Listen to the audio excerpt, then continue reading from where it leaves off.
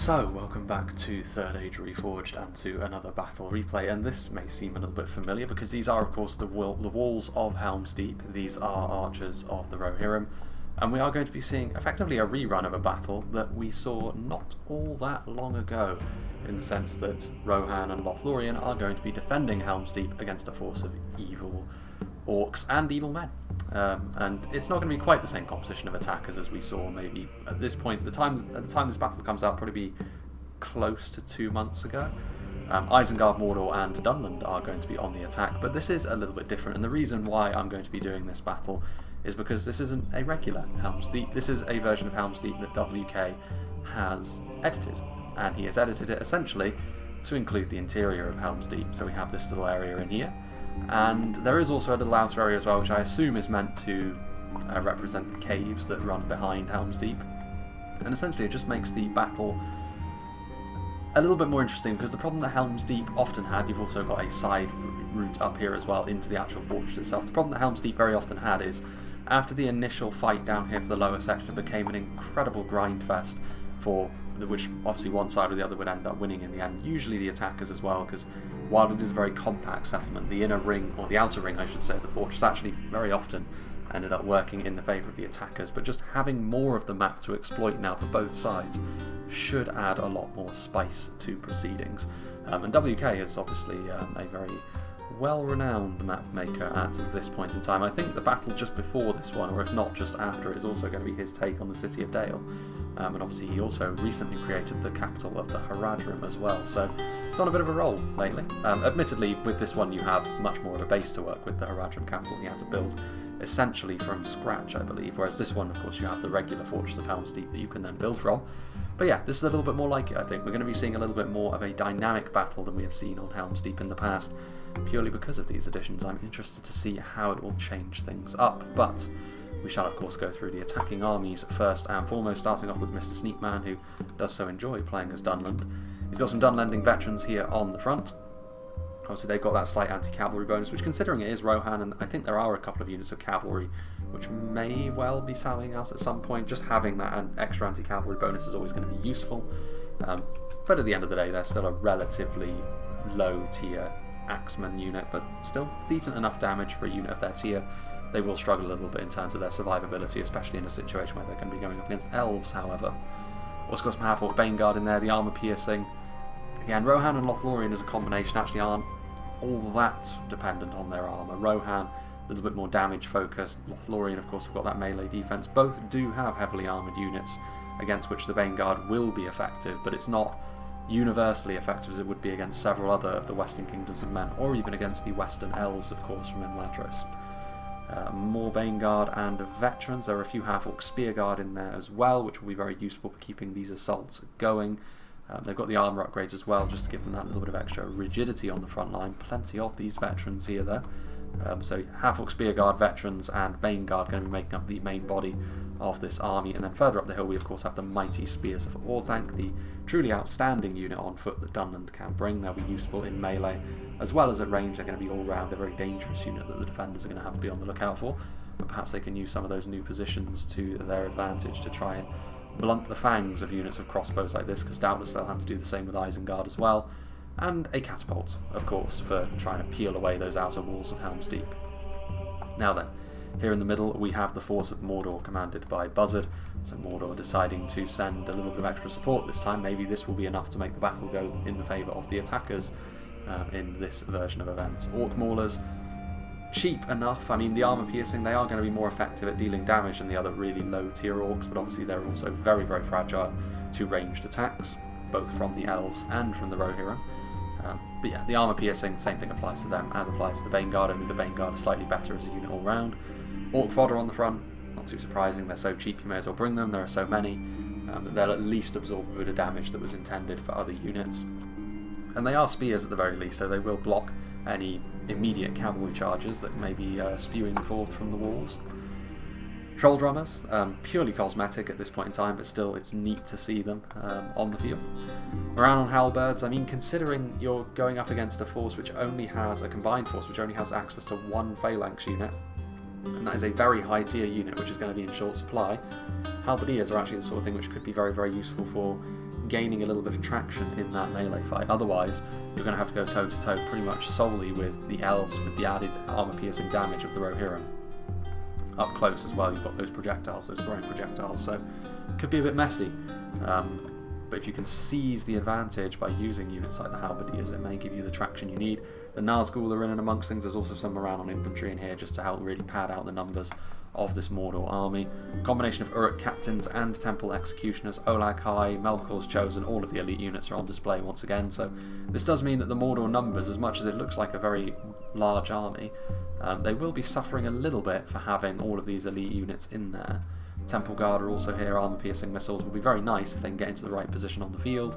Sauron's Will, armor-piercing in melee. The Blackguard of Barad-dûr, given the extra room inside the settlement and the extra opportunities for pressurising multiple choke points at once, timing could be really key for the Blackguard of Barad-dûr, and we could see the Great Shield Infantry unit be a determining factor once again. Obviously the Melkor's Chosen can be good for counteracting any Rohirrim cavalry, or Lothlorien cavalry indeed.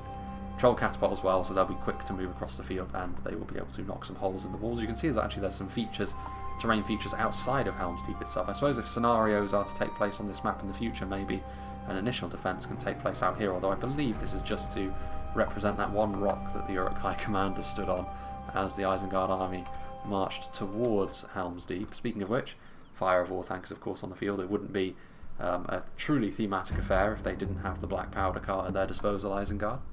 Uruk-hai archers to offer them that little bit of extra skirmish potential over there as well, but the crossbows are going to be the thing which really does a lot of damage in melee. I mean, interestingly enough, Isengard going for 2 artillery crews, the catapult crew, who are invisible by the looks of things, which is interesting. I didn't think that bug still existed, but I guess we rarely see Isengard's catapult crew. If they bring artillery, it's usually exclusively the ballista. But yeah, 2 artillery pieces. I mean, the walls are certainly going to be peeled away, but so many of these, so much of the money that Isengard have could have been spent elsewhere. I don't think they needed 2 necessarily from Muffins' coffers here. Trolls of the White Hand, very similar to the Olag High. Nazkai, Berserkers, naturally, good for clearing the walls. Half-Orc Baneguard, and then several units of Uruk-hai infantry. Interestingly enough, there's also some Spearguard in there, but very interestingly, no pikes by the looks of things. There's some guards of Orthanc way over there, but I don't think they need to worry too much, but no pikemen. So that, I think the defenders probably be breathing a sigh of relief, to be honest, because the Uruk-hai pikes can be a nightmare to deal with in melee late on. So, for the defenders, Sin of the Dark Cloud, who sent me this battle replay, big thank you to him. Eastmark Spearmen, very basic javelins, but they can be effective if you allow them to build up ahead of steam. Obviously in melee they're pretty poor. Riddermark Axemen backing up Westmark Spearmen. Several units of Westmark Spearmen, in fact, more Axemen over here, so the Spearmen to hold the line, the Axemen to give that damaging bite that will be needed if the defenders are to win the day. Shield Maidens of Rohan are here. We saw them not used to their fullest effect, honestly, in the last fight, and that was really the difference between victory and defeat for the defenders on that occasion. If they had been used a little bit more wisely, the defenders played that battle better. They just didn't really exploit the attackers where they could. I'm sure that Sin knows exactly when to use the Shield Maidens effectively, though, so that shouldn't be a problem this time. Westmarks, Riddermark Axemen again, several units of Riddermark Axemen as well as Eastmark Spearmen, so plenty of armour-piercing potential here from the Rohirrim. Obviously, you've already seen up on the walls units of Helmingas, which are going to be letting off a few initial volleys. Lorenan Swordmasters from Eclipse 2500, who is purely Eclipse 2500 these days. Interesting. Karen Amrol Staffmasters also up on the walls. Over yonder, we've got more Swordmasters as well as some more Blades of Wood, so occupying the initial defence is going to be Lothlorien, although they probably want to get down from the walls as quickly as they possibly can, to be honest, given the proximity of all that artillery. Going to be pretty painful down here, you would suggest. Woodland Protectors, Lorenan Archers, March Wardens of the Wood. The poison projectiles could be quite useful for breaking up initial assaults if the attackers don't go all in right away. More Staffmasters, more Lorenan Archers, more March Wardens of the Wood and Protectors. Guarding this way up, we have the Karen Amroth Rangers and Kindred of Caliborn, two incredibly damaging archer units back inside the caves. Some Lorenan Axemen ready to charge forward, some more Lorenan Warriors, so plenty of Elven Axes which can be added to the fray, plenty of damage, some of it armour piercing. The mighty Sons of Eor, they probably want to be a little bit more conservative with this unit of cavalry though, given all of the options that the attackers have to deal with it if they charge outside initially, but they're way back here, so I assume that's the idea. Galatharin Blade Masters, Loren-armed axemen once again, more Loren-armed warriors, so plenty of shielded and unshielded axemen from both the defending armies here, including the mighty Karas Galadon's Guardians. We shall see if they can be used a little bit better as well, because that was another unit of the defenders. If they'd just used it a little bit better, they would have won the last battle that was of this theme. Loren-armed axemen within the settlement itself. We have a brick of Rohirrim forces. We've got some Helms Hammers, Westmark Marshals, Westmark Infantry, so plenty of elite units back there. And then in here, what used to be the town centre, more Westmark Marshals and Infantry, another line of Helmingas, and another force of Shield Maidens and Rohan. So plenty of quality and plenty of numbers for the defenders as well. So in a 3v2, this should be an interesting one. I will make a little bit of a cut. I don't know how long the attacks are going to take to open up. Probably not all that long. The Helmingas are already shooting after all, so we may just get right underway. So without further ado, let's begin, shall we? So hopefully what we're going to be seeing here is the battle get underway without too much of a delay. I mean, this is quite a long one in terms of the frames that are here, but I would assume that's because it's going to be a fairly consistent battle throughout, if indeed the attackers are going to be so eager to get up on top of the walls, as long as this isn't one of those situations where they put the siege towers in place and then pull back away from them again, much like the last battle on Dale. You can see here that some of the elves on the wall are also getting targeted down by one of the many artillery pieces that the attackers have at their disposal. Now this may be to their advantage, especially if they continue to get really nice hits on those Karen Amroth Rangers. Really need to get them behind cover. Going to be a very important unit going throughout the fight for the defenders, but having all those artillery pieces could prove to be a potential negative for the attackers as it goes along, because it does mean, of course, that they will have less at their disposal in terms of infantry as the battle goes along. That, well, I mean, to be honest, Eclipse was kind of asking for that, considering the Rangers had already been hit by the artillery, and he refused to move both of his units of archers, and he's moving them out, but it's far too late to save poor Haldir, whose crumpled corpse is now lying on the pavement here. That was really unfortunate, because they were clearly going for the walls but overshot it and perfectly hit the Elven General. Are you feeling lucky? Because Eclipse probably is not. Meanwhile, Riddermark Axeman probably trying to get outside the walls to push the rams backwards, I guess. But I mean, that whatever it was, it hasn't worked. I have to say, the initial moments here from the defenders have not been that promising. I mean, it's nothing too devastating as of yet, but hasn't exactly been anything to write home about so far, and it's all for the defenders to do when they're outnumbered like this. Nice hit, only 5 Helmingas, not too much of a problem. I mean, the artillery does need to really pull its weight in terms of kills if they are to pay for themselves, given the amount of artillery that the attackers have. Dunland catapult up on the hill, of course. We're still waiting. No, we are going to see the Dunlanding veterans come down off the siege towers onto the walls. Veterans against staff masters. I mean, surely the melee defense of the staff masters is going to be too much for the Dunlanding veterans to cleave through too easily. The staff master's damage is not all that impressive, but it is at least armor piercing, like I said, and immediately Mr. Sneakman is going to be pulling his units back onto the siege tower.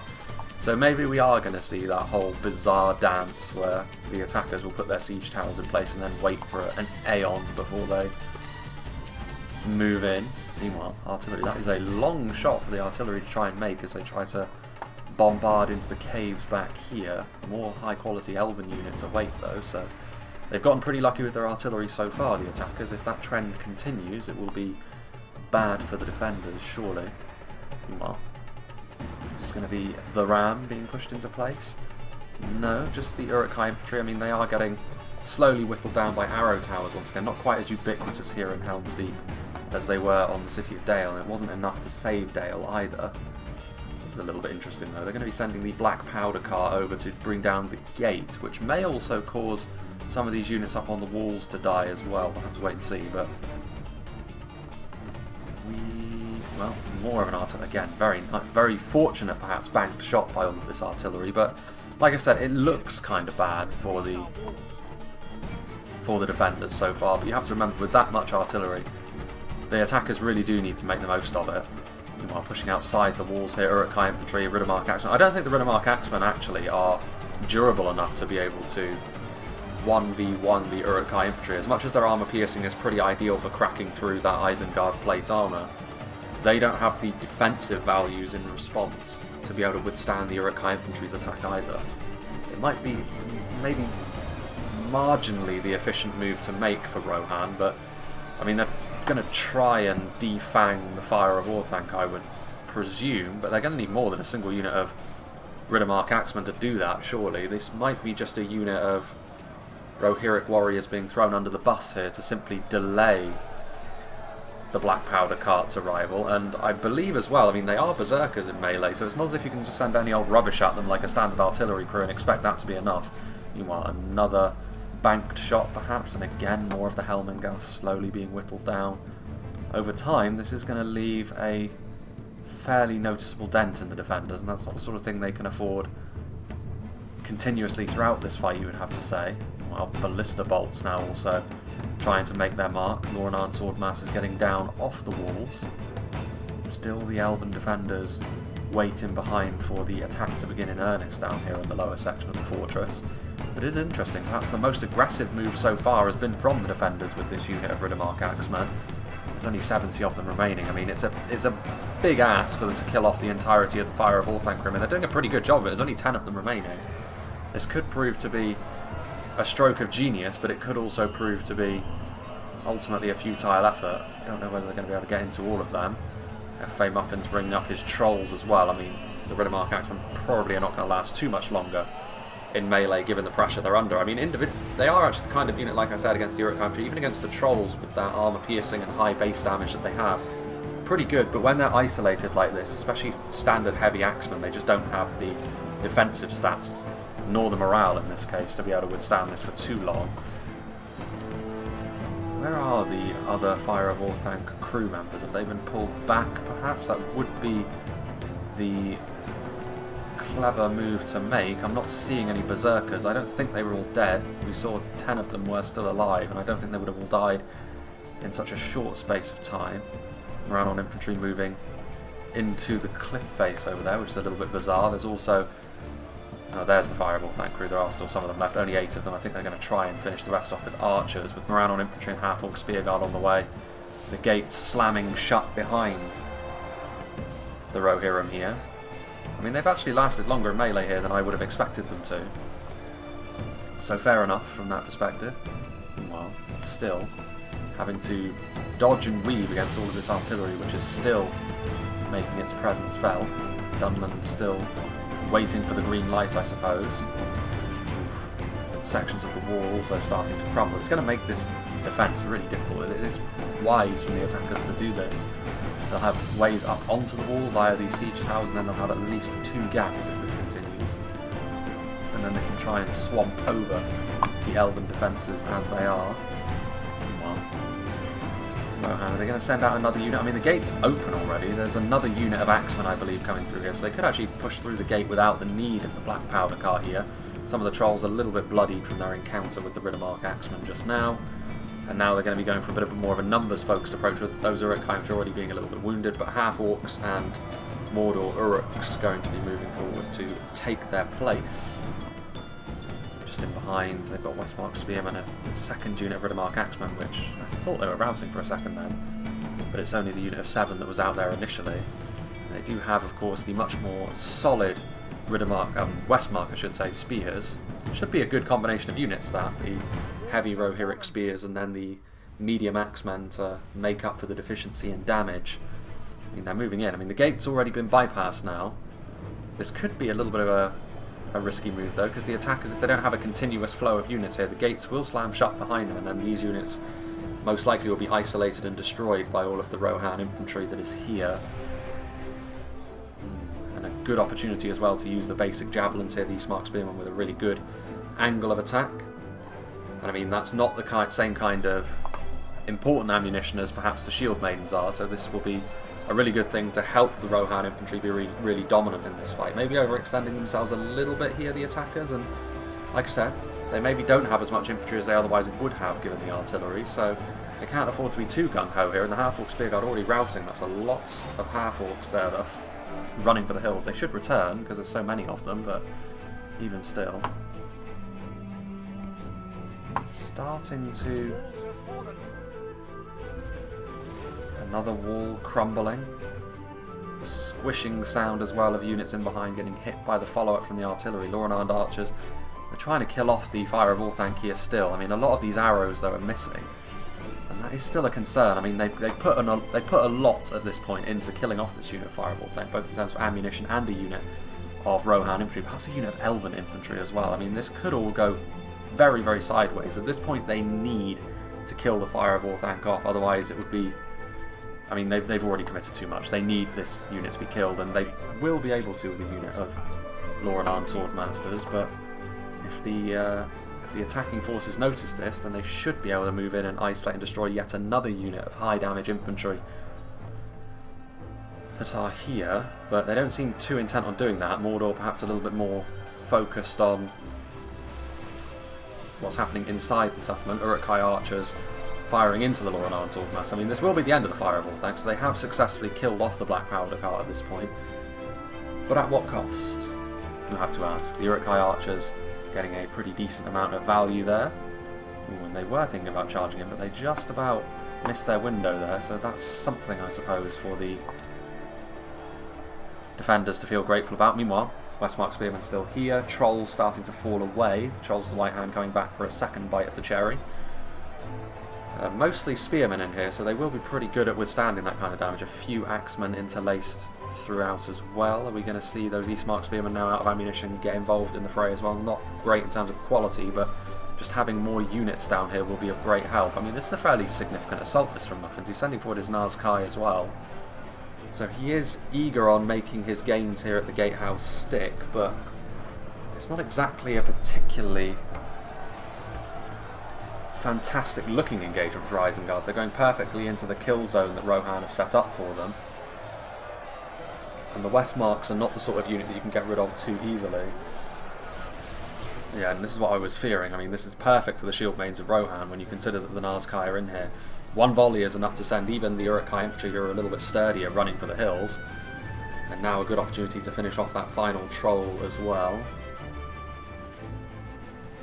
Surrounded by spearmen as he is, coming back again. The Blackguard of Barad-dûr moving in, trying to bulldoze their way through this Rohan front line. I don't know if it was the right time to necessarily use the Blackguard. Rohan is still reasonably prepared, and also there's nothing really to follow this unit up, is there? No, there's nothing that's going to be able to take advantage of the Blackguard, even if they do manage to make a mess of the Rohan lines. So I'm a little bit confused as to why this would be happening. Rohan will be just fine. They've got the armour piercing necessary, and there you can see as well. Yeah, they rout, completely unsurprisingly. That's a very, very bizarre move. Maybe they were on their way up there to try and assist prior to now, but maybe a little bit more awareness of what's actually going on the battlefield is called for. Meanwhile, there are green clouds everywhere from the rotting meat now. It's a very weird kind of effect. I mean, I don't have the effects on the lowest setting, so it's a little bit weird that you have these sort of almost static, frozen in time clouds of odour. The gate is now open permanently, so that's something, but it's been a bit of a bizarre battle this so far. Been a bit disjointed from both sides, but we shall see. And over here has been pretty much the only place we've seen action, which is a little bit bizarre. Again, once again, we'll usually see the lower section of the fortress be attacked first and foremost. But so far it's been exclusively the gatehouse, and you have to say the defenders have had the better of it after initially losing that unit of Riddermark Axemen. The follow-up assault from Isengard and later Mordor hasn't really gone to plan at all. The unit of Blackguard very depleted now, and they're also fully in range of the arrow towers still, so slowly but surely they will be getting what they want out of this fight. I mean, there's very little left at this point of the outer wall of Helm's Deep. For something that was legendarily solid, it's looking significantly less so now. I mean, if they're just preparing the ground, then that's fair enough. They still have, of course, a very large host of units that they can send forward, as you would expect, given the kind of factions on display here, but still quite bizarre. A little bit of a lull in proceedings now as well after that initial assault. There is still the Temple Guard. What are the Temple Guard actually going after? What are they shooting? Ah, I see. They're up here, trying to do something. I mean, again, though, they're just going to be taking slow but steady damage from the arrow towers. I should be grateful they're not the ballista or, heaven forbid, the cannon towers that Medieval 2 had. I do still remember the initial settlement from the Ar-Ardenaim campaign. When you try and take Umbar, it is a nightmare because it has ballista towers and it's well defended as well by rebels. Really awkward, but Helmgas, are they firing? No. Are they? No. Again, a bit of a weird... here we are. It's about time. Uruk-hai crossbowmen starting to move in, the elven archers starting to respond in kind. There goes one of the siege towers. Not too much of a problem though. It might be safer after all to simply go through the holes they've made anyway. Meanwhile, a secondary assault, the troll catapult crew moving forward first as the vanguard. They'll be finished off pretty quickly given they are the weakest of trolls in melee combat, aside from perhaps the drummers. So any sort of heavy axeman unit that's got any sort of backup is going to be pretty good. I really wouldn't recommend using the shield maidens in this situation. You can get more friendly fire than anything else, given the trolls are such a relatively small unit. Orc maulers are moving in and already their morale is looking highly questionable. The shield maidens already causing them to rout. Now there goes a lot of elves as well, plummeting to their doom. Isn't exactly the kind of battle I was expecting, if I'm being honest. Plenty of Blades of the Wood are now dead. They're going to get down off the walls. Still, we are yet to see an infantry assault down here in the lower section, which is, as I said, entirely bizarre. They've got all of their units set up at this point. Why do they wait? What are they waiting for? If they're waiting for their allies to make gains up here, I think that ship has well and truly sailed. I think it's time for Dunland and elements of the Mordor army that are down there to try and take the lead and try and seize the momentum in this battle as a whole. Or are they intent on breaking down literally every section of the Helm's Deep wall?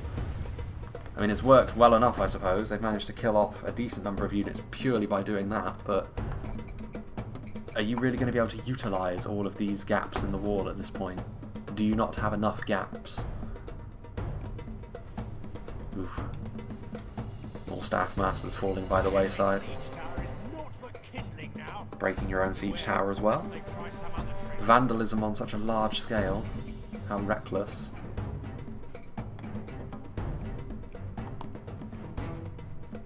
I'm not really sure what to say on this battle at this point, to be honest with you. And I mean, at this point, yeah, like this was always going to be what was going to happen if you made so many holes in the wall. They're just going to pull back to 2 choke points that are easier to defend. I mean, I suppose what you have to look at then is they can gang up on the keep over here and attack from multiple directions there. And I suppose that has to be the goal.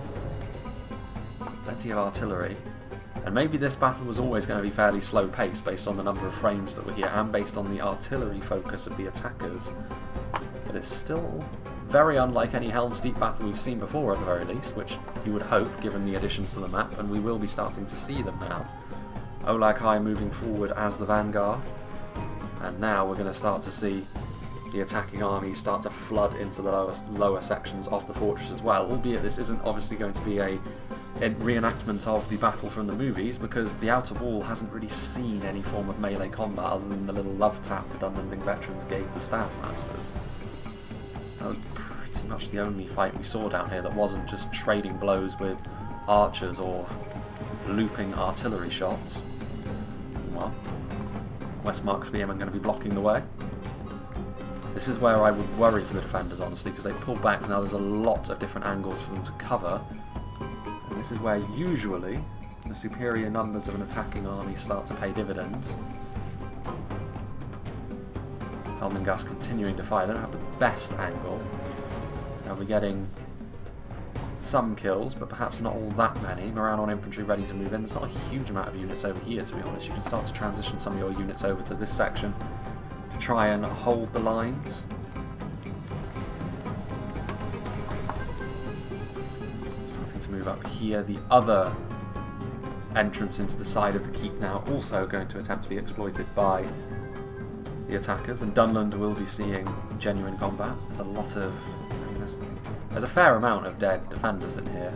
most of it coming from the artillery. And again, they pulled back even further than I was expecting in many ways. 3 choke points instead of 2. Still the Sons of Eorl as well.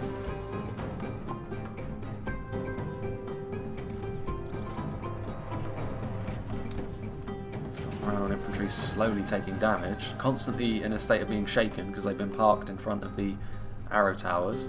The Blackguard of Barad-dûr also slowly taking damage as well. I mean, this is going to take its toll on the attackers if they continue to dawdle in the fashion that they have up until this point in the fight.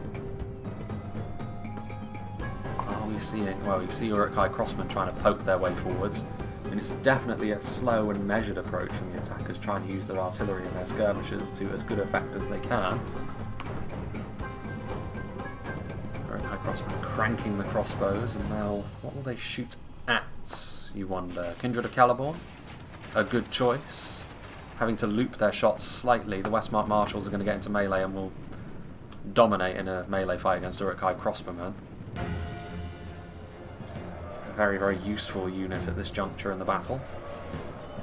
Now we're going to be seeing a genuine melee engagement, something to get our teeth into at long last.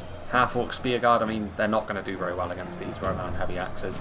Pretty much an ideal fight for the Westmark Marshals, and they don't have the same fragility that the Riddermark Axemen have. They're still not multiple HP or anything like that, but they should still be able to withstand a decent amount more punishment. Are they going to start moving up through this way as well? Looks like it. Attack on multiple fronts simultaneously, that is the way to do things. Going to prevent any sort of counter-attack by simply putting up a wall of Spearguard and being ready for any sort of tomfoolery from the defenders in there. But I don't think you have to worry too much about the defenders doing that, to be honest with you. Yes, and this is a bit more like it, moving in. The Olag-hai getting into the Helmingast, which are now in melee. Westmark Spearmen going to try and get back into position. I mean, the Helmingast are going to need assistance against the Olag-hai. They're really not going to do all that well in this sort of combat. They work decently as makeshift infantry, but against a foe that's going to be capable of chucking out damage as quickly as the Olag-hai, more is going to be required. Some Orc Maulers also moving forward. Lorien Axemen will be of great help against the Trolls. They may not be armor piercing, but they've got enough base damage to the point where the Trolls now will need support in turn as well. Orc Maulers, a little bit of a broken assault though, as the Westmark Spearmen hold the line. And the armor piercing will be somewhat useful against these, the heaviest class of standard Rohan units really, but alone and broken up as they are, and they themselves obviously very poor defensive values, the Spearmen will be just fine. Olag-hai moving in, Westmark Marshals, I mean, combination of them and Elven infantry units should make pretty quick work of Olag-hai, to be honest. And then further up here, Dunlanding veterans moving forward, the Westmark Marshals leaving this front line now to the Lorien Axemen, which actually a better choice. The Westmark Marshals will make quicker work of Trolls, and the Lorien Axemen will do really, really well, especially against the glut of Dunlanding veterans that are over here. Their lower defensive values going to be a real problem when dealing with Elven Axemen like this. I mean, there are a lot of them, but when it comes to shielded Axemen, the Lorien Axemen are really showing the Dunland veterans what levels are. Smart Spearmen maybe come out of this door over here and have some sort of threat. You can see here the Olag-hai are starting to fall away. I mean, the most dangerous singular unit of Trolls on the field. Uruk captains moving forward, trying to offer a little bit of genuine quality in with all the infantry. What is going on here?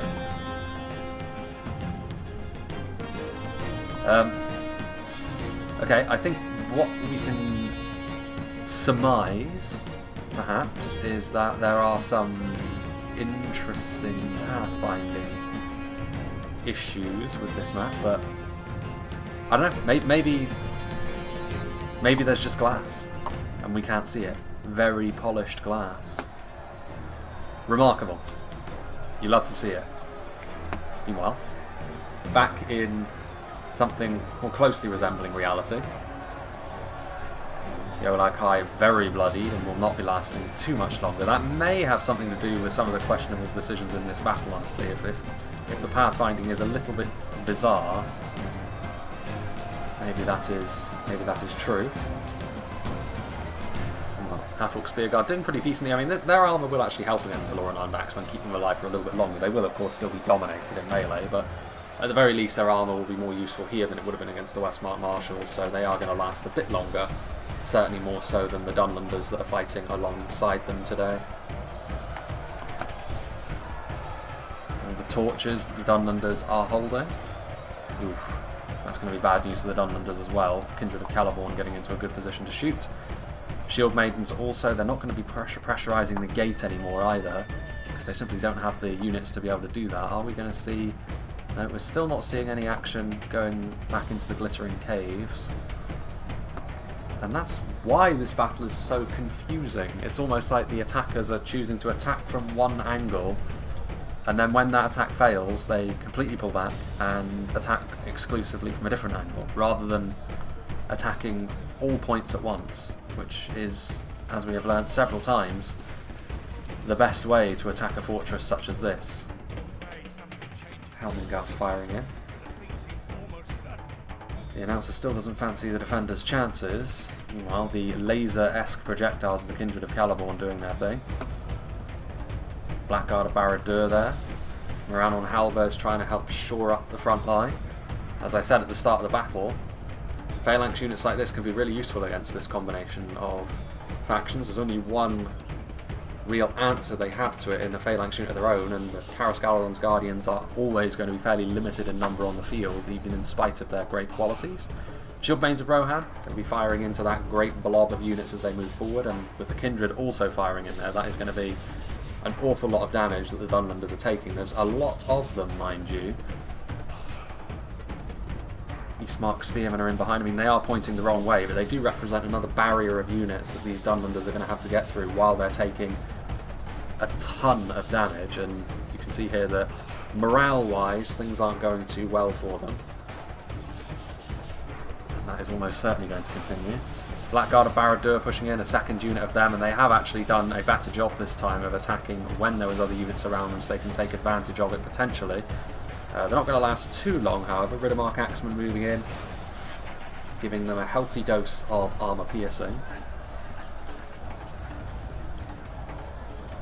Snaga Skirmishers trying to get in there to support their units that are in front of them as well. Javelins will be good. I mean, I'm surprised actually that the Dunlanders have not routed as of yet. They have secured the higher point in the settlement there. They could put some crossbows up there, but the Nazkai are on the way regardless of that. Westmark infantry are moving forward to try and help shore things up. Those Eastmark spearmen are still firing their javelins, so they're still not actually pointing the right way, even though the Dunlanders are starting to attack them from the rear. But their javelins are where they can deal damage. In melee, the Eastmark spears are very unlikely to be up to too much in terms of the damage they can chuck out. They are actually attacking through the gatehouse now as well, so this is a little bit more like it from the attackers. Maybe all is not lost. More Shield Maidens firing in, exactly the right sort of unit to be dealing with berserkers. That high base damage is going to rip through their multiple HP pretty quickly. So all the Westmark Spearmen need to do is hold them at bay for a little bit longer and allow the Shield Maidens to do their thing.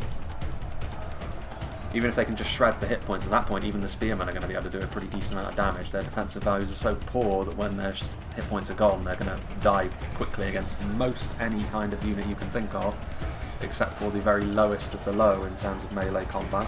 Round halberds are routing, so this fight has been carnage for the most part, to be honest.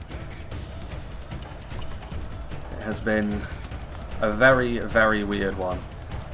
Well, still more throwing axes, still more of those split shot projectiles being utilised. Rohan have rallied another defensive line with those Westmarks, so the elves were pushed aside because there were only so many of them, but I mean, surely this is costing Dunland too much in the long run. They're going to be taking a lot of damage pretty quickly. Throwing axes, I think, are going to be going after the Nazkai. I mean, they may not be armour piercing, those throwing axes, but it's still worth trying to kill them off as best as you are able. Loran Sword Masters coming forward as well, so more reinforcements. This attack over here led by the Rohirric Heavy Axemen, which is going to be really useful against the armour-focused Isengard infantry that is coming forward to engage them.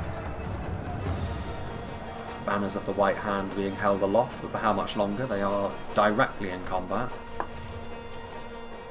Very nice, the upgraded Kindred of Celeborn, you have to say. And they are going to be filling their boots in terms of kills this time.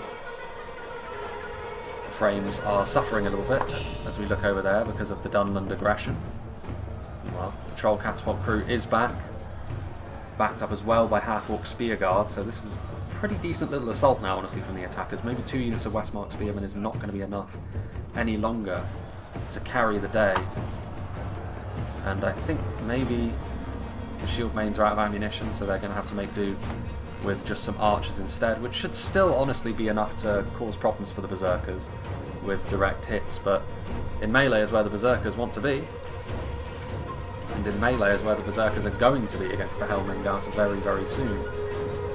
So a bit of a concern for them. So yes, the attackers are going to take the front gates, and they will be able to move on this way as well, or perhaps cross the bridge. Obviously the bridge without the roof over it, that extra large position has been useful so far for the defenders, just making sure they're not advancing into the glittering caves just yet. Riddermark Axemen, 15 of them, being asked to turn around and halt the progression of those evil forces, but more are coming in. This is a concern with more Bane Guard, that extra bit of attack. And I mean, at this point it's actually going to be fairly difficult for the defenders to pull back through into the inner ring of the keep because of the advance of Dunland. I mean, they may have taken a lot of damage, but they've seized map control, and that is going to be key. They still have plenty more infantry to burn through as well. They've still got a whole force which is waiting to advance into the caves. But that is also where a lot of the elven resistance is going to be found. Will it really matter so much, though, if the keep is entirely lost to them?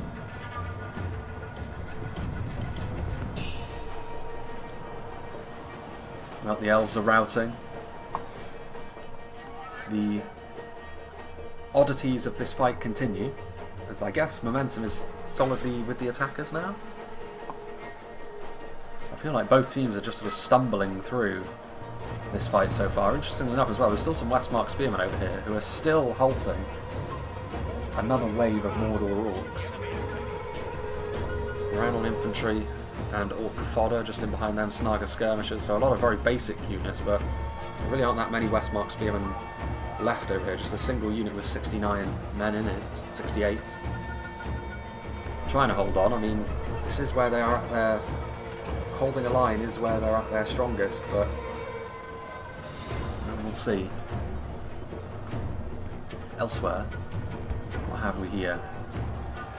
I think this was the Berserkers, was it not? Yeah, what remained of the Berserkers anyway. There weren't enough of them in the end. There's 32 of them. Some of them are heading over to try and attack the Kindred of Celeborn by the looks of things. Javelins being ballooned up into the air. The Berserkers are a little bit stretched at this point. I'm surprised the Kindred of Celeborn are shaken. Well, actually no, I'm not. They're getting attacked as well. With the territory gain, they're now being able to get up onto the walls, are the attackers, and with that many Uruk-hai infantry units, I take it back. Kindred of Celeborn absolutely being put under the cosh.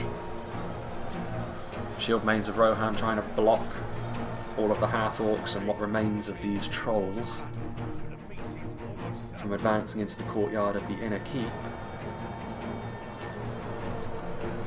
Some Temple Executioners in here without the armour upgrade, but should be pretty good at going toe-to-toe with both of the defending factions, honestly. They can match the elves for quality a little bit easier, and those heavy swordsmen should be pretty good when it comes to dealing with Rohirric infantry. Meanwhile, they have advanced into the caves now, so maybe they're going to bank up here into the final stand. We may be seeing a rather hectic battle for the interior, which I suppose is what you want. It's one of the clearest examples of a new element of the map. We'll see how good that actually is. Meanwhile, doing a pretty good job here at holding back this large amount of units. The Nazgul are on the front line. I really don't see how, from this point onwards, the attackers don't go on to win this fight, to be honest, but I've been surprised before. Guards of Orthanc are moving forward. I think that's going to be pretty much everything. Over here, there's still some Rohirric units fighting bravely, but they're also now being focused down by some Snaga javelins and being surrounded in melee by an ocean of low-end units. I guess that's maybe a little bit harsh. The half-orcs aren't really low-end, they're just sort of maybe a lower mid-tier unit.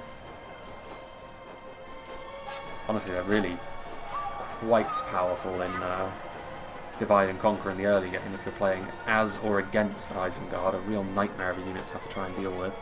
Meanwhile, Uruk-hai infantry, they're going to be moving across the bridge, another angle for the defenders to have to try and deal with. Again, the shield maidens are being tasked with trying to hold the line. It's going to be fairly difficult against Uruk-hai infantry. Uruk-hai infantry are much more well-rounded as a melee combatant, but they're doing pretty well because only part of the unit is here, so they can outnumber them and try and kill them off as best they can. And if they are being backed up by Westmark infantry, which is much more of an equivalent unit, or at least the closest thing Rohan has to an equivalent, they should do pretty well. Going to need a little bit more than a single unit of infantry to bust through that defensive location. Renowned archers. So plenty of units over there as Uruk-hai crossmen making sure that any sort of counter-attack is no longer possible. And this is just a river of evil units though. Trollshaw, Axemen and Blackwolves still yet to be utilised in this fight as well. So we've already seen the shield maidens use a pretty good effect in this battle so far. The attackers will be hoping that they can achieve something similar with the Trollshaws. Marchwalls of the Wood getting into position, trying to get a good angle. I mean, routing maybe is one of the tools that the defenders can use to pretty good effect. Sauron's Will are in and amongst things. Uruk-hai infantry fighting on these bridges against a few shield maidens.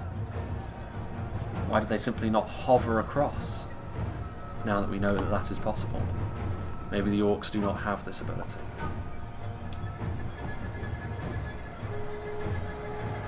Trying to push forward, the guards of Orthanc now in the vanguard, and there's not a huge amount of Rohan armour piercing in melee that is left to them. So the guards of Orthanc make for a pretty good front line here. Their armour will deal with a lot of the damage both Westmark infantry and Helmengast with their swords can throw their way. Another troll falls though, and the final troll actually from the troll catapult crew. So they've done their bit. And now they may take their rest. Meanwhile, as I get lodged in the tower, they are going to attack here as well. Attacking the rear side of the Helm's Deep interior. Morale on halberds, very depleted morale on halberds being pushed forward. These Elven infantry units will easily deal with the first wave of attacking units, but that has been a bit of a theme in this battle so far. They've dealt with what looks to be a clumsy first assault, but as the battle wore on, the attackers have looked more and more like they are going to be the ones to go on to win this. What's going on this way? I'm surprised they're not making more of an effort to go this way, honestly. The Temple Guard going to try and shoot through the gap, perhaps, at what? These Elven units. The renowned archers getting up on top of the walls. If they still have ammunition, it could be fairly painful for the units that are here. Javelins, I mean, it's going to be very difficult for the Snaga to hit units reliably. They will get some kills, but not too many. And actually, the Temple Guard are firing over into that blob. I mean, they'll definitely get hits, though, that's the thing. They may not hit what they're actually aiming for, but they'll hit something. And given the Temple Guard are a very high damage unit of archers, chances are what they hit will also be killed. And now the Temple Guard going to be closed down by Westmark infantry. I mean, the problem with that, though, is the Temple Guard are going to be superior in melee. They can certainly look after themselves in melee combat. Sauron's faithful. I'm sure that wouldn't be the word they'd use for it, but Karen Amroth Rangers and March Wardens trying to do a bit of damage in return. Meanwhile, some more Elven units being added to this primarily Rohirric front line, and slowly but surely, though, the attackers gaining territory. How long can the defenders hold these positions for? Will the attackers run out of manpower before they can force the defenders back entirely? I mean, at this point, the choke points are rather narrow, so it is going to be a bit more challenging to dislodge the defenders as they are from their positions. It's all well and good with these Trollshaw Axemen doing their thing. They've gotten a bit of friendly fire, though, I think, and it's not exactly an entirely comprehensive Elven force, this, but neither can they really retreat, because every time they try to, another unit of infantry is there to engage them, and if they do, they're just going to end up getting stabbed in the back anyway. So it is what it is. Trollshaws, Uruk-hai archers, maybe going to try and fire a few volleys across as well. And at this point, it says victory seems certain for the Spearguard, 124 of them. I mean, there's not enough elves to continuously withstand these kind of infantry units doing their thing. What do they still have in this town centre? Still got Helm's hammers, still got some armour-piercing units from Rohan, actually, including the Karas Galadon's Guardians. The Sons of Eorl can try and bust out of the keep in the style of the movie, but I'm not sure whether they're going to be able to do that necessarily. Some wavering from the lower-end units of the attackers here. I mean, there's so many projectiles being traded back and forth from both sides that it's going to be a little bit difficult to see who is gaining the upper hand and where, but I think the Temple Guard shooting into the back of that front line over there could be fairly significant. In fact, what I'm actually going to do is I'm actually going to go up to ×2 speed here for a little while, because I would imagine what we're going to see here is the slow burn on both front lines. Some Woodland Protectors are there. Maybe Mr. Sneakman and Dunland has got an opportunity to push forward a little bit more quickly over here, but I'm not sure. Trollshot Axos maybe can fire into the units in behind. I think that's what he's doing. Galathrun Blade Masters will be fairly vulnerable to the kind of damage that Trollshot Axos can do, but the terrain is getting in the way really. A lot of these axes hitting the stone wall and hitting the grass verge in front of them. They don't really have the angle that they would want to hit the vulnerable elven warriors.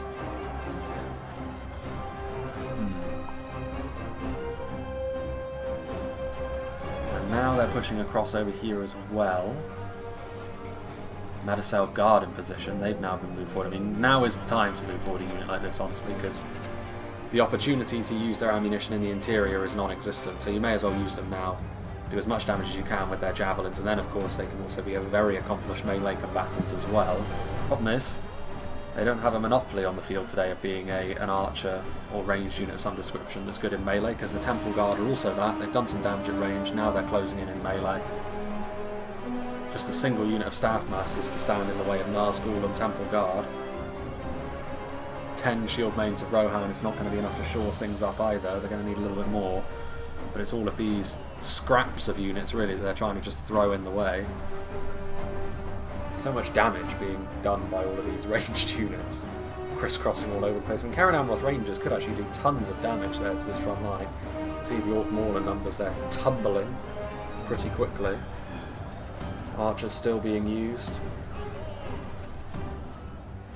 Medicel Guard still with ammunition actually. And they'll be doing a good amount of damage as well. I can't imagine there's too many Guards of Orthanc left on the front line. Regardless, whatever they hit, they will also more than likely kill off. March Ones of the Wood. Spears of Orthanc is another unit I'd completely forgotten about that the defenders will have to try and find some way of dealing with. Even if they can't use their crossbows as efficiently as they'd like, they're still an extremely dangerous unit in melee as well. Catapult trying to move forward. I mean, Blackwolds. Possibly the Blackwolds won't be so good against the Elven contingent, or at least the Elves will be better at dealing with Blackwolds than the Rohirrim will be. That is something you would definitely say is the case. Elsewhere, more units pulling back to within the settlement. I mean, I'm sure that at some point we will see the interior, because I just don't think the defenders will be able to hold on indefinitely unless they commit all of their units. Lorinand archers firing in. There may not be anything special about their projectiles, but they're still high damage and a good opportunity to shoot in, and they too, when they're out of ammunition, can certainly contribute in melee, more so than stuff like Uruk-hai crossbowmen can. Meanwhile, Medicel Guard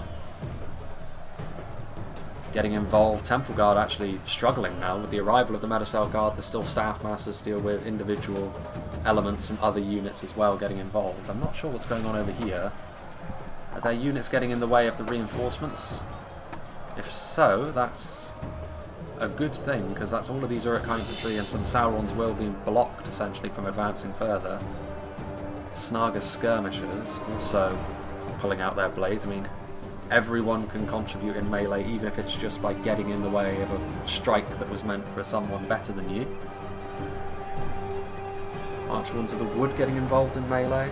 Again, very lightweight, but they will help nonetheless. Guards of Orthanc shaken. They've taken there's more of them left than I would have expected, actually, considering the beating that front line has taken. But eventually, in spite of all the damage they have taken, the attackers have managed to force the defenders back thoroughly onto the back foot. 12 Nazkai remaining, 20 Kindred of Caliborn that are routing in place. More damage being done, more arrows finding their mark. I mean, there's nothing really in this battle that has involved too much in the way of finesse, you would have to say, but it's been a very violent path that the attackers have taken. You can pretty much see where they've been because of the carpet of bodies that they have left in their wake. It's the sort of thing that the orcs would probably enjoy with a sense of grim satisfaction. Having to push uphill, so we will see the interior of the settlement utilised Nazkai and some Nazgul being backed up by various elements of lower end shock infantry. They will be the first ones into the hall. Well, more units being sent to the front line over here. Marchborns of the Woodland Protectors. I mean, this isn't going to be enough to withstand this kind of force moving forward. Some Melkor's Chosen, some Blackwolds raining blows down upon the defenders here. I mean, these aren't the sort of elven units, honestly, that are going to be good against the Blackwolds. So, in the end, these berserkers from Rudauer are going to be just fine. Although we'll say that they're from Dunland for the purposes of this. Still the Sons of Eorl, which is all well and good, but the camera's going to be a little bit difficult to deal with in the interior here, I'm sure. Probably because of those beams that are in the ceiling. I think once again it's time we got to ×2 speed, because at this point it's going to be pretty much a fight to the end here in the middle. The gates, by default, broken open. Karas Galadon's Guardians moving in. I mean, they have some decent units left, but there's just not going to be enough of the defenders, surely. Having a look, we're not quite in the final 10,000 frames yet, but it is now more or less the final moments in the battle, and yeah, the defenders are well behind. I mean, it's been a weird kind of battle, and it's more about showcasing the fact that Helm's Deep is no longer going to be a one-dimensional affair, but even still, the result is still something that can be documented. Elsewhere, Lornand archers. What are they doing? Are they firing at the wall? No, they're not. They're firing down the hallway. That's fair enough. Here come the Trollshaw axe throwers. Melkor's Chosen moving in. I mean, the Woodland Protectors are spears in melee, so Melkor's Chosen probably won't enjoy being in melee against them too much. Ooh. Not good for the elves, that. You can see here the base damage of axe throwers is really good against non-shielded units. I mean, the Lornand units are not lightly armoured by any means, but the addition of a shield really does increase your resistance to Axe Thrower 5, but even then, like, their base damage is so high that they're the kind of unit that you need to treat with a healthy amount of respect. Here is the town centre. As we force our way through those beams, there is still fighting going on out here, actually, with singular unit of Lornand archers being hounded by berserkers and what remains of those guards of Orthanc as well.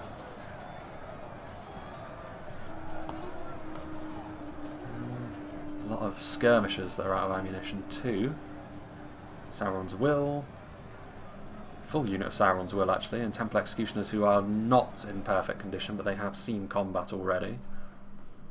Meanwhile, they're just waiting, biding their time with their Trollshaws for the moment. Trying to go duck around the corner, sort of almost fighting back to back here. Forming a Helm's Deep at Helm's Deep. How apropos. We've got here Spears of Orthanc joining with their brethren that are fighting more directly with Isengard, but I think there's not too many of them remaining. 10, almost single digits. Surely those Lornand archers can't last for too much longer though, considering the odds that are arrayed against them. Yeah, I think that's fairly clear at this point in time, but still. I mean, this is a very narrow choke point, so it's the sort of thing which could be quite awkward for the attackers to try and make their way through. Karas Galadon's Guardians, you can see they're telltale helmets awaiting the inevitable assault. I mean, having a look at this, there's not a ton of really strong units. There's still the spears, still temple units. But I mean, it's not as if they've got an ocean of really high quality units. But I mean, the problem is they're going to be attacked from two sides. It was just the one angle they had to worry about. There might actually be a way back into this, but bizarrely enough for the defenders. But considering they're going to have to fight on two fronts, and one of the units they're going to be reliant on is the Sons of Aeol, who, if they were going to be... they probably want to use it in the same way as they used it in the movies, but in terms of actual effectiveness, the Sons of Aeol are not going to do so well in this kind of situation, especially if they're barging headlong into a bunch of half-orc spearguard and very damaging Blackwolds. It's not going to go all that well for Theoden and his most trusted warriors.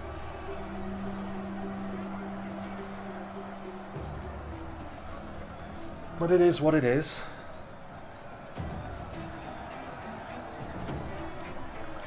Galadon's Guardians moving over to this side now, perhaps seeing that what is primarily going to be a Dunland assault going from the angle where the caves were. I am a little bit surprised we didn't get to see or a little bit disappointed, I should say, that we didn't get to see a fight in the caves, but I can also understand why. Like, the defenders didn't have the ability to be able to do that. Maybe if we saw 3 defenders in Helm's Deep on this map with 5 attackers, it would undoubtedly be an exceptionally violent fight. I mean, this one was very violent. And it was only a 3v2, so adding in another 3 players into that equation. But I think that could be a really good battle. So hopefully that is something we see in the future, after, of course, some of the maybe some of the pathfinding stuff has been sorted out. But I am really glad that we have seen, because I know that this has been in the works for quite a while, this idea to include the interior of Helm's Deep. So I am glad that we are finally getting to see that. In a similar vein as how WK's first project in terms of maps was to update Edoras to make it a little bit less one-dimensional. Here we are again. Trollshot Axe Thrower is in a good position to shoot. Oof. Isengard Ballista being utilised. Sons of Aeol trying to charge out from there again. Really good positioning on that on that Ballista to shoot directly into the interior of the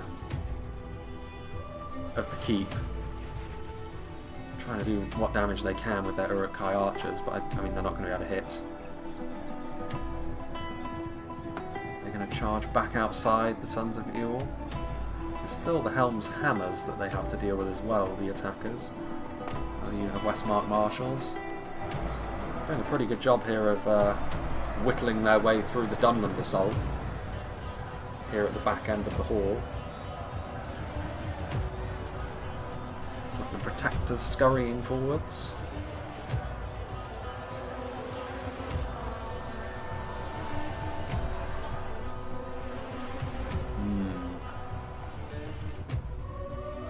Does he have anything else over here, really? Trollshot Axe Throwers, another unit of tons of axe throwers. And the axe throwers are so good that you have to bring them in high quantities, really. Especially when you're playing as Dunland, there's nothing else you can really spend your money on that's too expensive. So going into the red limit on something like Trollshaws is not the worst idea. Elsewhere, Melkor's Chosen getting into the town centre, making a nuisance of themselves. Surprised they're not attacking again through the main doors. Rushing in. I guess there's one guy doing it, one berserker charging into all of those Helm's Hammers. That's a very berserker thing to do. Melkor's Chosen, obviously they're in way over their head, but they're causing a bit more chaos. Melkor's Chosen's still over here, another unit of Trollshot Axe Throwers moving forwards. And if nothing else, this is going to pad out the defenders' kill count a little bit more, because they are doing tons of damage to Dunland here. Sauron's Will, the Helm's Hammers moving in with the support of the Westmark Marshals, which really is now getting into last stand territory. Yep, the announcer from here on out, I'm sure he's going to continuously say such things. Axe Throwers getting into melee. I mean, those Galadon's Guardians have obviously done a pretty bang-up job of defending this location. What's going on here? I'm a little bit surprised that the attackers are dragging their heels so much to get into the hall. Maybe getting through this door there are pathfinding errors. Wouldn't surprise me too much if that was the case, because I feel like they would have moved through this gap by now, although maybe parking their own ballistas in front of the door hasn't exactly helped matters in that regard. Dunland just throwing whatever they can in to keep this assault going. Karas Galadon's Guardians trying to reorganise themselves as everything else the elves have is going to be committed over to try and help the Rohirrim guard the front door.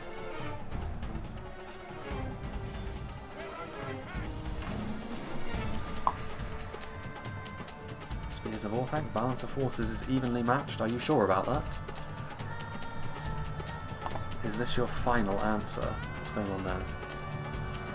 Just a straggler troll straggler. I mean, the Mordor general does fall. That's something that the defenders can hold on to. Nazgul's still here, 11 of them. Oof. And here we go, this is a little bit more like it from the attackers. Orc Maulers. Helm's Hammers doing what they can, but they are starting to fall away as the sheer weight of the attackers' numbers starts to crash down upon them. The Isengard banners starting to become more and more apparent as they push forward. The Sons of Eorl charging in. I think it's only a singular unit of Trollshaw Axos that are attacking back here, but it is still taking the attention of the Karas Galadon's Guardians to do such things, and it's already going to be too late for the Pikes to try and stabilise a front line like this. They never would have been able to, considering the numbers are what they are anyway.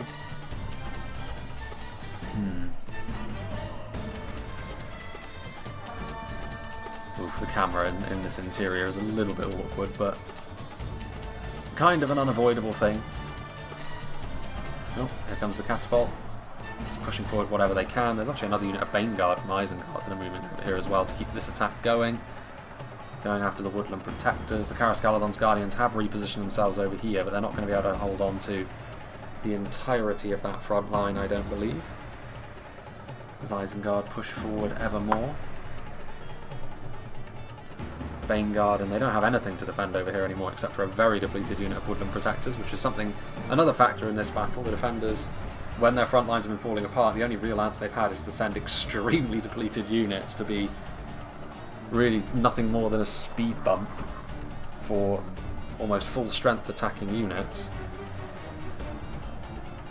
Karas Galadon's Guardians at this point are pretty much on their own. The Rohirrim melting before Isengard's violent assault, and it is mostly Isengard that remain. Dunland taking a bit of damage. Dunland as well. Isengard and Dunland. Looks like Mordor taking quite a lot of damage as progress through the keep was made.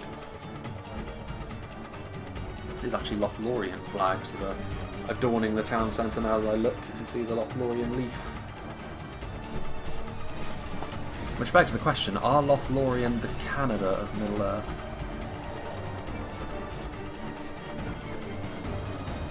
Truly terrifying knowledge.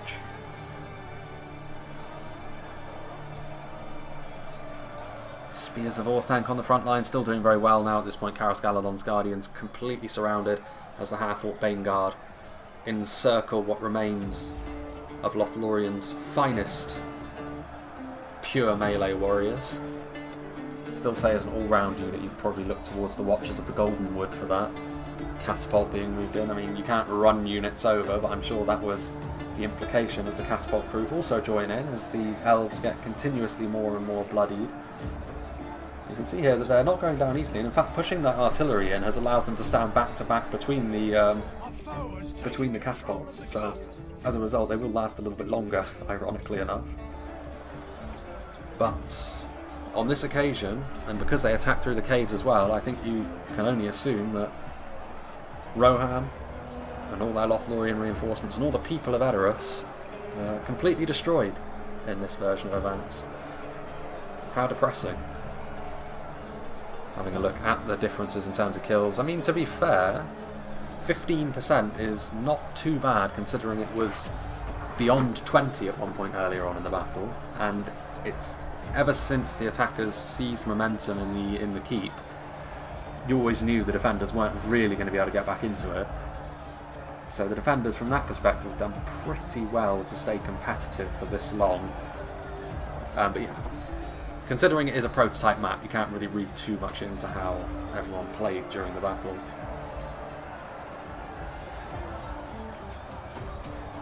But more of WK's work, always good to see. And that is going to be that. At the end, what is going on out here? We have got 2 Sons of Eorl who are going to leave. This is the Rohan General, is it not? Yes, it is. So Theoden, I'm sure that he would be thoroughly miserable to have survived this battle, to be honest. But he has. He and one of his banner carriers will now have to leave the smoking ruins of his kingdom. I don't know what direction they would go in there, per se. They can't go back to Edoras, because that's, at this point, already Isengard territory. They can't go further west, because that's where Orthanc lies, and doubtless there will be plenty of people to see them coming. Just take their chance at trying to climb through the White Mountains. Perhaps that is the answer. Very similar kill counts, actually, from the 2 defenders, which is kind of interesting.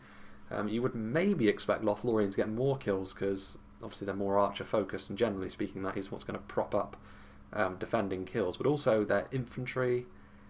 Well, I mean, I suppose Rohan's armor piercing infantry means that they have the potential to deal good damage in some of these factions as well, but it is interesting. Rohan have got those axe throwers and javelins, but they have, generally speaking, less ammunition and go after smaller but more elite targets, is generally how it goes.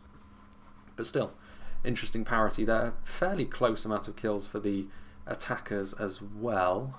Dunland getting a few less, but then Dunland were also, they were more active as the battle went on when they were attacking through the caves, whereas through the keep, which was the more violent section of the fight, that was other than that one Dunland push up and around, the other 2 choke points were handled by Isengard and Mordor, so maybe that's the reason why. Let's see what did the damage for the Rohirrim then, seeing as they did actually get the most kills on the field today. Shield Maidens did very well. I mean, on this occasion, in comparison to the last Helm's Deep battle that we saw, you certainly can't label the Shield Maidens being misused or being used inefficiently as the reason why the defenders lost. I think it was just a case of new map, very, very aggressive assault. Also, the way that the defenders maybe responded to the artillery bombardment and other such things early on wasn't ideal. That's maybe one thing that you could say. Helmingast, differing fates for them. 217 is decent, 88 isn't really enough. Westmark Spearmen were a very reliable front line where they were asked to hold on. Westmark Infantry did okay, especially considering when they were starting to join in with the battle. Things were already looking pretty dicey, and it was going to be very difficult to recover. Eastmark Spearmen doing very well with those javelins at range. Riddermark Axemen maybe a little bit more disappointing, given that you want that your armour piercing units do a little bit more damage. They did okay. Westmark Marshals again, 180 is okay, 105 I'd be a little bit disappointed with. You need a little bit more given the odds are what they are.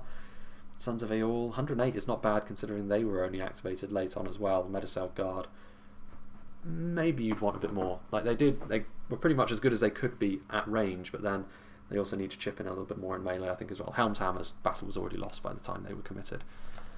So yeah, big thank you to Sin for sending this one. Big thank you to WK for making yet another, but I guess not making another map, but editing another map to be significantly better. I think this is better for Helm's Deep, because the problem with Helm's Deep is, much like other such maps, the Fortress means that it's going to be very grindy and very samey every time you play it, whereas this is significantly different. The defenders have got a little bit more freedom to how they try to approach things. The attackers also have more avenues of attack that they can utilise, so it's better for both sides, I think. So really good to see that. And big thank you to all of the players for being a part of this battle replay as well. The next video coming out after this one, I believe, will be another Rise of Mordor top 5, if I'm thinking right. I think this is a Saturday, so I think the subsequent Wednesday will be another one of those. Following on from that, I think it's actually Christmas Day would be the next day where I would release a video. So that I might just do something a little bit different for a Christmas Day if that's the case, or even if it's Christmas Eve, something along those lines. I'll probably do something that isn't just a standard video, and then we'll carry on with the schedule as it was after that, which will begin with a couple of replays on maps that we've seen several times before, some old favourites, that being Tolfalas and Merlon, so you'll be seeing those in the coming weeks. Continuing with the Rise of Mordor stuff, probably a Silmarillion battle replay or two in there as well as we move into 2022, at which point we're kind of into the great unknown when we get into 2022, other than the fact that early on in the year, at some point, perhaps in March, I want to upgrade my hardware because I think my PC will last until then. But following on from that, we need to make some changes. Also, because if I want to do games like Rise of Mordor battle replay specifically and stuff like Bannerlord, I would want to be using some fresh hardware for that so I can get the most out of it. It's not too much of a problem when you're trying to show Medieval 2 up to its maximum standard that you can, but when you start dealing with games like that, I think we're going to need a little bit extra. But yeah, other than that, and getting new hardware, I'm not really sure 2022 could pan out in a number of different ways, but perhaps very early in the new year what I'll do is do another channel update, or maybe that can be even like the Christmas video or something. I don't know, we'll see. I'll think about it. Enough waffling. Big thank you to Sin, all the players, WK. Hope you enjoyed this, and I hope you'll join me for whatever is next.